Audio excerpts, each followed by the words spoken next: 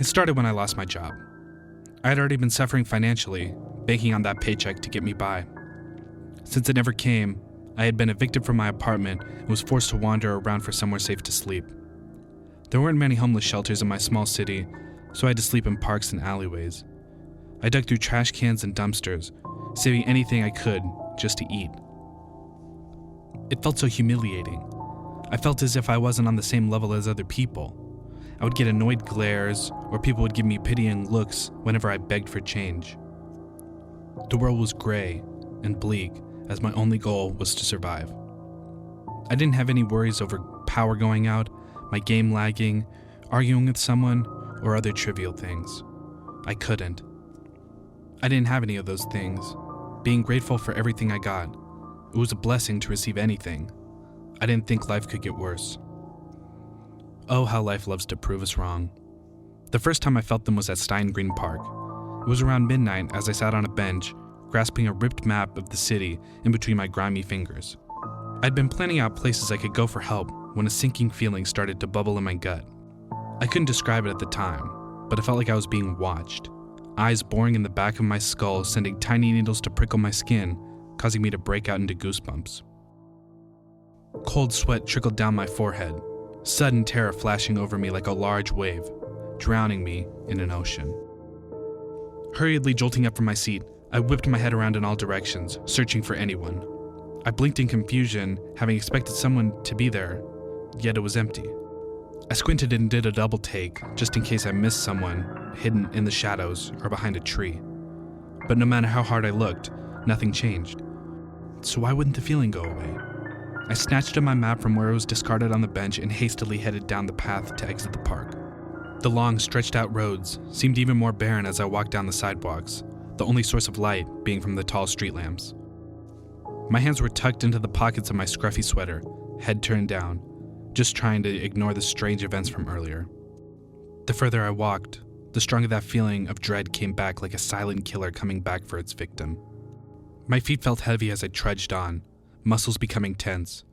It's too quiet. Why is it so secluded? Someone is watching me. I'm not alone. I can feel it. I gulp, starting to hyperventilate as my body begins to quiver.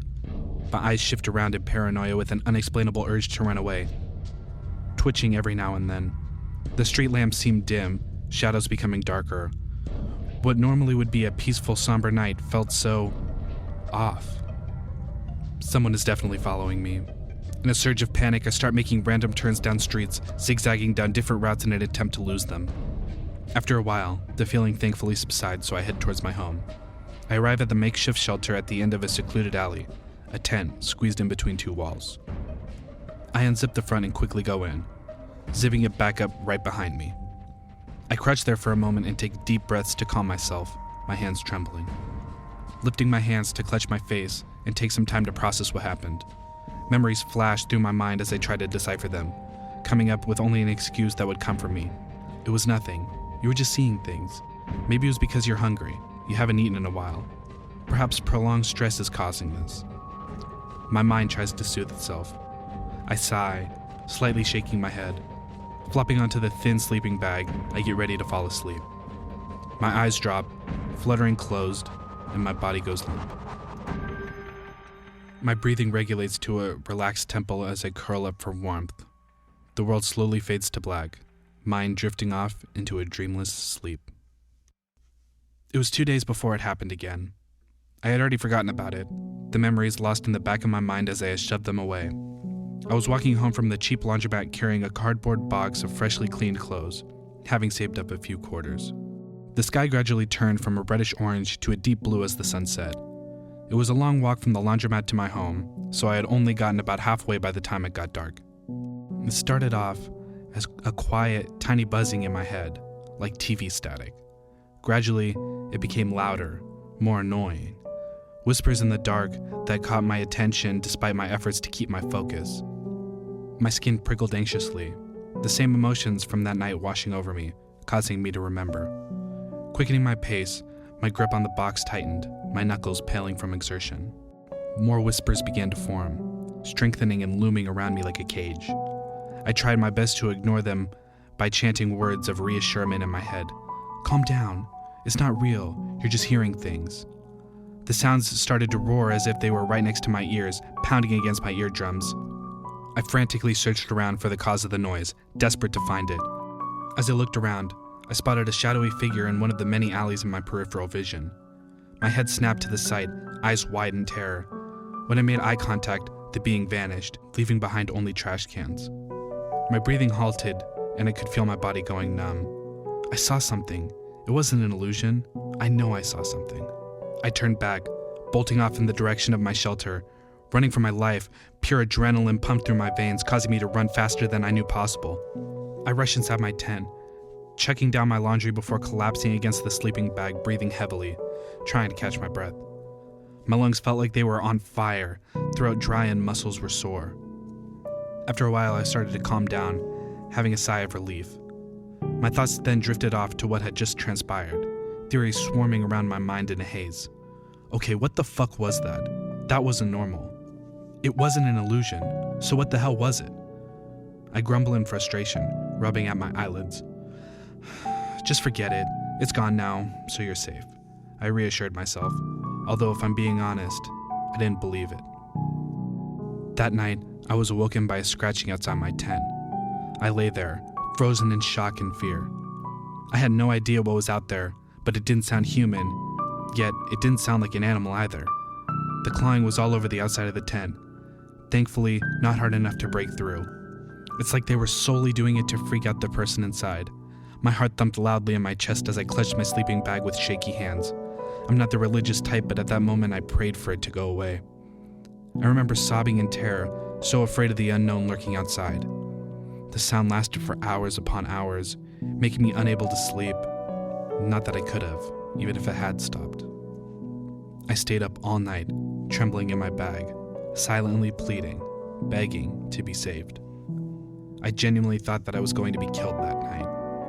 When the sun started to come up, light beginning to shine into the city, the noise finally stopped. By this point, my eyes had become bloodshot, surrounded by red, irritated skin and dark, heavy bags. Dried tear stains littered my cheeks. I waited for about 30 minutes before hesitantly peeking outside of a hole in the zipper door. Seeing nothing there, I haphazardly fully unzipped it to check for any damage. Blood drained from my face when I saw large, messy claw marks running down the sides of my tent. They weren't deep enough to puncture, but they were extremely concerning nonetheless. My mind halted all thoughts, going blank out of pure shock. I didn't know how to process it. Who, no, what could have done that? It was inhuman, yet there weren't any local animals that could have done that. Slowly, once again I started to panic, my breath picking up in speed.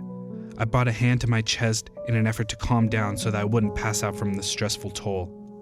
I tried to go through the rest of my day as if it never happened, like everything was normal. To my surprise, nothing happened that night, or the next night, nor the night after that. Slowly, the memories faded, erasing from my conscious. I patched up my tent and collected some more supplies. Everything seemed to be turning up for me. I really was naive to think that they wouldn't come back. That night, that last night, that was the worst of them all. I don't know why they waited so long to strike. Whether they wanted me to have a false feeling of safety, or waited for the right time, or something else. But they sure as hell made up for lost time. That night, I had been trying to sleep, tossing and turning with a huff. I was having much trouble, though I couldn't understand why. I remember having a feeling earlier that night that something bad was going to happen. Dread building up, settling in my stomach. The moment my eyes began to close, they snapped open at the sound of scratching. Same as last time, I could hear something clawing outside my tent. Instantly, I curled up into a ball, rocking back and forth as I hugged myself. Breathing spiked out of control, eyes blown wide, darting all over in a panicked frenzy. Murmurs and whispers called out to me, trying to coerce me to come out. After a while, the tent abruptly started to violently shake, voices now roaring at me. Get out! They shouted in rage. Tears now flowed freely down from my face as I cried out, begging for them to go away. My breath hitched as I heard the faint sound of ripping, not needing to look to know that the tent had been torn. I jumped up from my spot and scrambled to unzip the tent before clumsily sprinting out. I didn't look back, far too terrified if I even wanted to. I just ran and ran until my legs felt like jelly and my chest flared with pain. I slowed down, smacking against the wall as I gasped for air.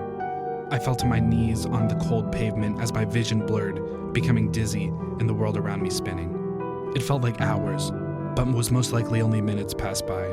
Catching my breath, I stand up on wobbly, unsteady feet. I then decided to wait for the rising sun of morning before trudging back. My chest constricted and my throat became dry as I looked on at the shredded remains of my tent. Pieces of fabric were scattered everywhere as if a dog had latched onto it and shook it all over the place. Glancing over the mess, my eyes stop on the notebook that I keep beside my sleeping bag. I hurriedly pick it up, checking it over for any damage. The book was in good condition, but I couldn't place where the sudden urge to open it came from. My fingers glide over the cover, grasping onto the side. Reluctantly, I opened it, only to freeze in my movements. The book slipped from my loosened grip, falling to the ground with a thud. There, in the once unwritten cover, in big scribbles, were the words, We'll be back. That day, I had moved my remaining things to a more desolate place. It's been 4 weeks since then, and I haven't had another experience with them. The first week, I stayed awake all night and slept through the day. During the second week, I only slept for short periods of time at night, and eventually, I started to sleep normally again. I started to doubt myself, wondering if it all had been a dream, or an illusion, or even a prank by some teenagers. But I'm scared. I've been getting that feeling of dread again today, as if something bad is going to happen. That same feeling I felt those nights. I think they're coming back tonight, and this time, I think they might succeed. To whoever finds this, sincerely, Greg.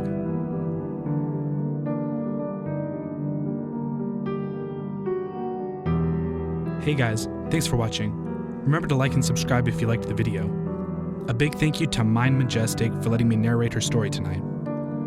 This is my first time doing something like this, so let me know what you guys think in the comments. I'm looking forward to making much more content for you guys in the future. That's all from me for now. Good night.